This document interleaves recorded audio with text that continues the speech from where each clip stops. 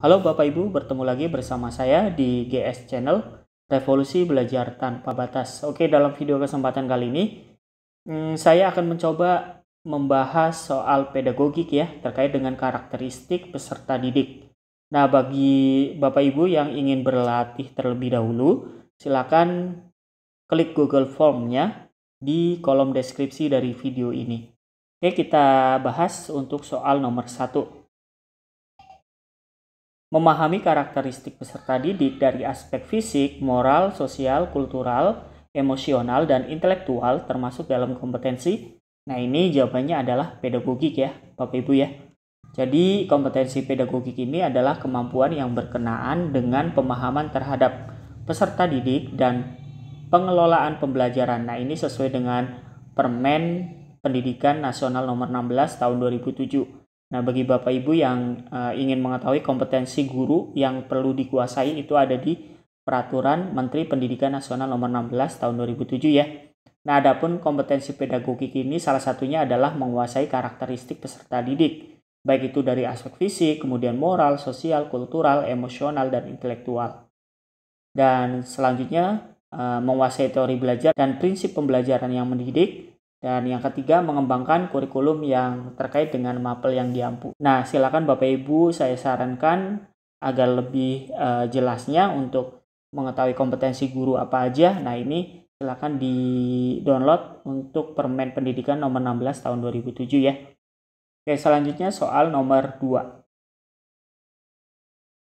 Perkembangan moral peserta didik menurut Kohlberg terdiri dari beberapa tahap. Nah, tahap Neyfeli, egoistic orientation, yaitu tahap di mana anak menilai baik buruknya berdasarkan, nah ini jawabannya adalah yang D, kontrak atau imbal jasa. Nah, jadi teori perkembangan moral menurut Lawrence Kohlberg itu yang tahap pertama itu ada namanya tahap prakonvensional.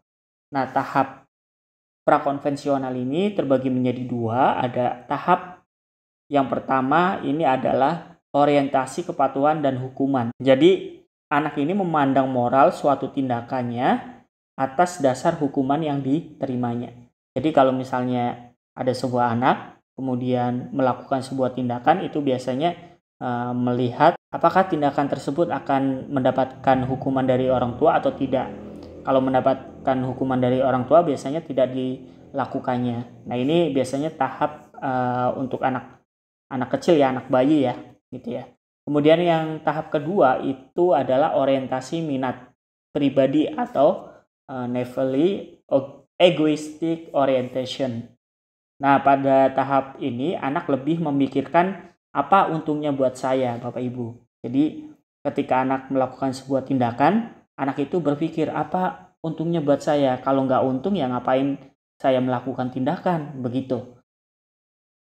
Nah, ini lebih berorientasi pada imbalan yang didapatkan oleh dirinya. Pada tahap ini anak lebih egosentris, jelas ya. Jadi memikirkan diri sendiri dalam melakukan sebuah tindakan. Ya, apa untungnya buat saya? Kalau nggak untung buat saya ya saya tidak akan melakukan sebuah tindakan. Tapi kalau untung bagi saya akan melakukan sebuah tindakan. Itu tahap yang kedua maksudnya. Di sini berarti ada sebuah kontrak atau imbal jasa. Selanjutnya soal nomor 3. Pak Anton ketika akan melakukan kegiatan pembelajaran dengan topik tata surya melakukan pretest terlebih dahulu. Dengan maksud ingin mengetahui pengetahuan dan keterampilan yang telah dimiliki peserta didiknya sebagai patokan untuk memulai pembahasan topik tersebut. Hal ini berarti Pak Anton memperhatikan karakteristik peserta didik dalam hal, jawabannya adalah kemampuan awalnya ya Bapak Ibu ya. Nah, untuk pretest sendiri kan seperti yang Bapak Ibu ketahui bahwa pretest itu tes yang dilakukan oleh guru sebelum memulai pembelajaran. Jadi tujuannya agar mengetahui kemampuan awal peserta didik terkait materi yang akan disampaikan, sehingga mudah untuk memilih model dan metode yang akan diterapkan di dalam pembelajarannya. Oke ya Bapak Ibu ya. Oke, selanjutnya soal nomor 4. Perkembangan kognitif peserta didik sekolah dasar berada pada taraf operasional konkret, sehingga mereka merasa kurang memahami materi pelajaran yang disampaikan oleh gurunya secara verbal saja. Proses pembelajaran tersebut akan efektif jika disertai dengan menggunakan yang jelas adalah media benda nyata. Di sini kata kuncinya adalah konkret. Konkret itu nyata ya Bapak Ibu ya. Nah ini untuk teorinya itu Jan Piaget itu terkait dengan teori perkembangan kognitif.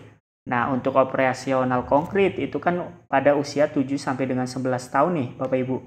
Nah di mana anak bernalar secara logis mengenai hal-hal yang konkret atau spesifik.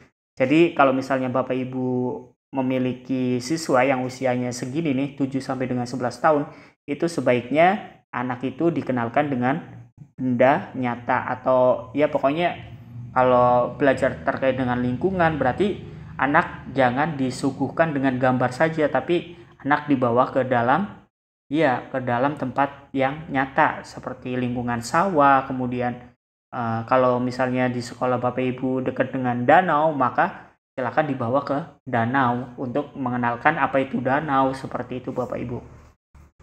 Selanjutnya soal nomor 5. Guru A ketika proses pembelajaran selalu menggunakan media. Kadang memutar video pembelajaran, kadang memutar CD audio, kadang menggunakan poster berwarna agar peserta didiknya memperhatikan dan tertarik terhadap apa yang dibahasnya serta senang mengikuti pelajarannya. Sehingga hasilnya sangat baik. Pembelajaran dilakukan demikian karena pertimbangan.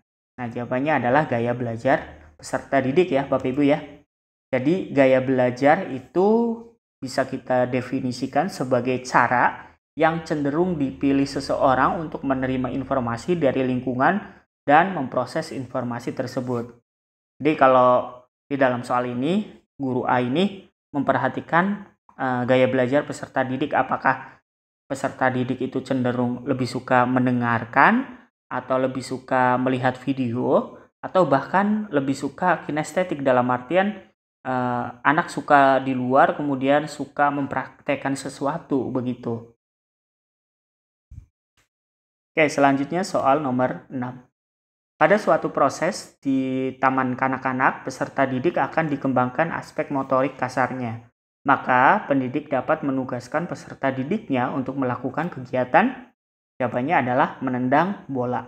Oke, jadi motorik itu bisa kita bagi menjadi dua ya Bapak Ibu ya. Ada motorik kasar sama motorik halus. Kalau motorik kasar itu kan kata kuncinya itu menggunakan gerakan tubuh yang menggunakan otot-otot besar. Sebagian besar atau seluruh anggota tubuh yang dipengaruhi oleh usia, berat badan, dan perkembangan anak secara fisik. Contohnya ini adalah seperti kemampuan duduk, kemudian menendang, kemudian berlari atau naik turun tangga. Nah ini adalah motorik kasar. Kalau motorik halus itu kemampuan yang berhubungan dengan keterampilan fisik yang melibatkan otot kecil dan koordinasi mata sama tangan. Saraf motorik halus ini dapat dilatih dengan dikembangkan melalui kegiatan misalnya bermain puzzle, kemudian menyusun balok, kemudian memasukkan benda ke dalam lubang. Nah ini adalah motorik halus ya Bapak Ibu ya. Selanjutnya nomor 7. Pak Aris merupakan guru kelas 5 SD. Ketika memberikan pembelajaran menyanyi atau musik, memilih lagu-lagu dari asal daerah peserta didiknya. Tindakan guru tersebut karena memperhatikan karakteristik peserta didik terutama. Nah ini adalah aspek kultural ya. Jadi pembelajaran menyanyi atau musik memilih lagu-lagu dari asal daerah peserta didiknya merupakan pertimbangan dalam pembelajaran karena memperhatikan ragam karakteristik peserta didik.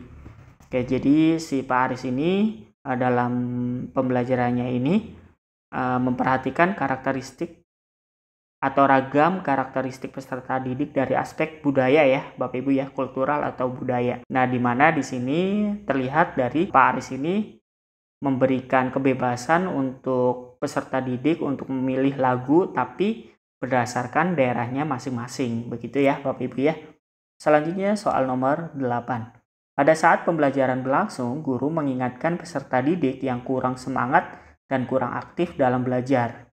Ya, maksudnya mengingatkan di sini, mengingatkan dalam artian biar muridnya pada semangat gitu ya Bapak Ibu ya. Tindakan guru tersebut berarti memperhatikan, jawabannya adalah motivasi ya, jelas ya.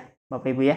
Jadi motivasi belajar itu keseluruhan daya penggerak psikis dari diri siswa untuk melakukan kegiatan aktivitas belajar dengan rasa ingin tahu dan semangat belajar dalam mencapai prestasi. Nomor 9. Pak Arman sebelum pembelajaran dimulai menyiapkan peserta didik agar lebih tenang dan fokus dengan memberikan ice breaking terlebih dahulu. Pak Arman dalam menenangkan peserta didik bertujuan untuk, nah ini jawabannya adalah menyiapkan psikis peserta didik ya. Jadi tindakan Pak Arman dalam menyiapkan peserta didik agar lebih tenang merupakan tindakan dalam rangka menyiapkan psikis peserta didik. Hal yang perlu disiapkan sebelum pembelajaran itu setidaknya adalah kesiapan fisik dan kesiapan psikis ya Bapak Ibu ya. Nah, soal nomor 10.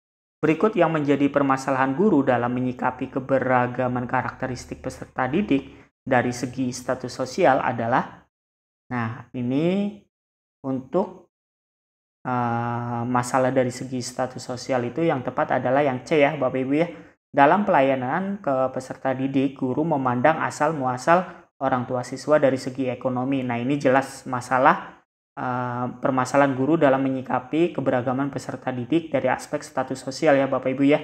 Jadi kalau kita definisikan status sosial itu merupakan kedudukan seseorang di masyarakat berdasarkan jabatan maupun ekonomi. Nah kalau di sini kan jelas nih, kalau misalnya orang tuanya ekonominya tinggi, maka mungkin guru tersebut akan mengistimewakan seorang murid gitu ya. Tapi kebalikannya ketika peserta didik status sosial ekonomi orang tuanya rendah, mungkin guru tersebut dalam pelayanannya kurang terhadap peserta didik. Nah itu menjadi permasalahan dalam menyikapi keberagaman karakteristik peserta didik gitu ya Bapak Ibu ya. Oke, cukup sekian saja video kali ini. Semoga bermanfaat bagi Bapak Ibu dalam belajar pedagogik ya. Salam dari saya dan salam semangat. Semoga Bapak Ibu mendapatkan hasil yang terbaik saat seleksi P3K ataupun CPNS.